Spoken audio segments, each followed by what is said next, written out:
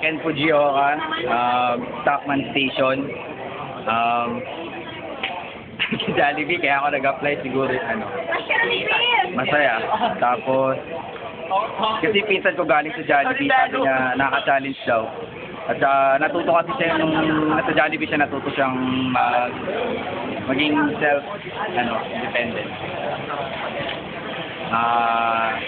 Kaya mo siya, gusto mo. Ayaw ko. Una-una sa plastic ako. Gusto ko yung harap-harapan na lang.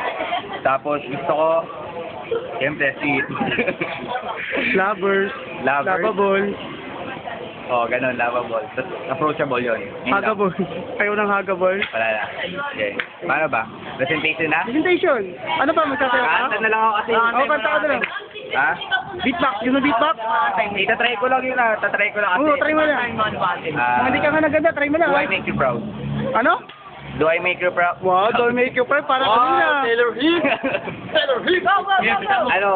Sa aming magkakaibigan ako yung pinakasabog kasi na boses, kaya tinatry ko na kumanta. Kasi ako yung nakakaya sa amin lahat. Ganda ng boy. Sige, chance ko na.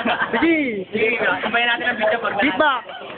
I've never been the one to raise my head. That was not me. And now that's who I am.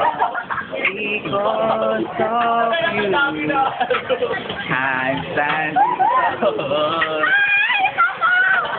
My heart is full of endless gratitude. You were the one. Feedback, please. You got me through.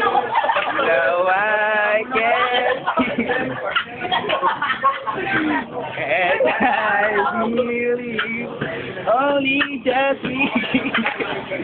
Maybe something to dream about.